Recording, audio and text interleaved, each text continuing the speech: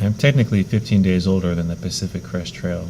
I was born in 1968 on September 17th, and the trail was officially designated by an act of Congress on October 2nd of that same year. The trail existed in various forms long before that, sections of it having been forged and pieced together since the 1930s, when a band of hikers and wilderness enthusiasts first took interest in creating a Mexico to Canada trail.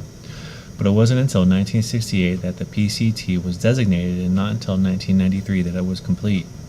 It was officially dedicated almost 2 years before I awoke that first morning among the Joshua trees that had stabbed me.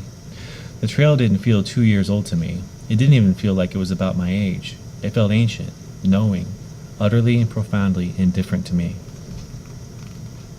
I woke at dawn but couldn't bring myself to so much as sit up for an hour, lingering instead in my sleeping bag while reading my guidebook, still drowsy, though I had slept for 12 hours, or at least I'd been reclining that long. The wind had awakened me repeatedly throughout the night, smacking against my tent in great bursts, sometimes hard enough so that the walls whipped up against my head. It died down a few hours before dawn, but then it was something else that woke me, the silence, the irrefutable proof that I was out here in the great alone. I crawled out of my tent and stood slowly, my muscles stiff from yesterday's hike, my bare feet tender on the rocky dirt. I still wasn't hungry, but I forced myself to eat breakfast, scooping 2 spoonfuls of powdered soy substance called Better Than Milk into one of my pots and stirring water into it before adding granola. It didn't taste better than milk to me, or worse, it didn't taste like anything. I might as well have been eating grass. My taste bud had seemingly gone numb. I continued to press the spoon into my mouth anyway. I needed the nutrition for the long day ahead. I drank the last of my water in my bottles and awkwardly refilled them from my dromedary bag, which flopped heavily in my hands. According to the Pacific Crest Trail, Volume 1, California, I was 13 miles away from my first water source, Golden Oak Springs, which, in spite of yesterday's poor showing, I expected to reach by day's end. I loaded my pack the way I had the day before in the motel, cramming and wedging things in until nothing more would fit, then attaching the rest by bungee cords to the outside. It took me an hour to break camp and set off. Almost immediately I stepped over a small pile of scat on the trail, a few feet from where I'd been sleeping. It was black as tar, a coyote, I hoped. Or was it a mountain lion? I searched the dirt for tracks but saw none. I scanned the landscape, ready to see a large feline face among the sagebrush and rocks. I began to walk, feeling experienced in a way I hadn't the day before, less cautious with each step in spite of the scat, stronger beneath my pack. That string had crumbled within 15 minutes as I ascended and then ascended some more, pushing into the Rocky Mountains, walking switchback after switchback. My pack's frame creaked behind me with each step, straining from the weight. The muscles of my upper back and shoulders were bound in tense, hot knots. Every so often I stopped and bent over to brace my hands against my knees and shift the pack's weight off my shoulders for a moment of relief before staggering on. By noon I was up over 6,000 feet and the air had cooled, the sun suddenly disappearing behind clouds.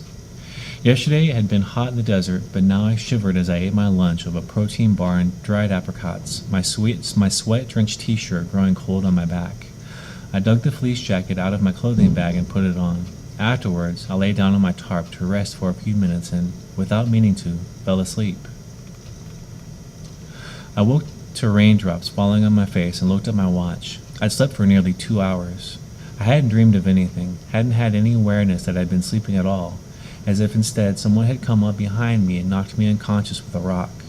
When I sat up, I saw that I was engulfed in a cloud, the mist so impenetrable that I couldn't see beyond a few feet.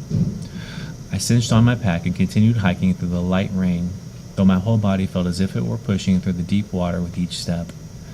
I bunched up my shirt and shorts to cushion the spots on my hips and back and shoulders that were being rubbed raw by my pack, but that only made it worse.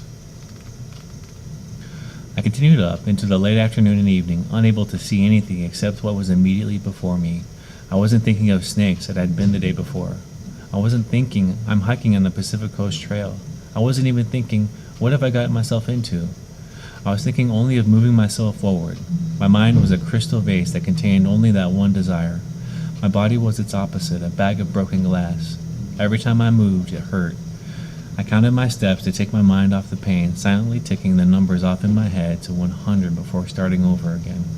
The blocks of numbers made the walk slightly more bearable, as if I only had to go to the end of each one.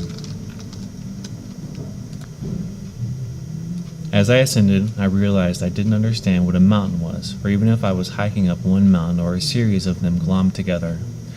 I'd not grown up around mountains. I'd walked on a few, but only on well-trod paths on day hikes. They'd seemed to be nothing more than really big hills. But they were not that. They were, I now realized, layered and complex, inexplicable and analogous to nothing. Each time I reached the place that I thought was the top of the mountain or the series of mountains glommed together, I was wrong. There was still more up to go, even if first there was a tiny slope that went tantalizingly down. So up I went until I reached what really was the top. I knew it was the top because there was snow, not on the ground, but falling from the sky in thin flakes that swirled in mad patterns, pushed by the wind. I hadn't expected it to rain in the desert, and I certainly hadn't expected it to snow. As with the mountains, there have been no deserts where I grew up. And though I had gone on day hikes in a couple of them, I didn't really understand what deserts were. I'd taken them to be dry, hot, and sandy places full of snakes, scorpions, and cactuses. They were not that. They were that and also a bunch of other things. They were layered and complex and inexplicable and analogous to nothing.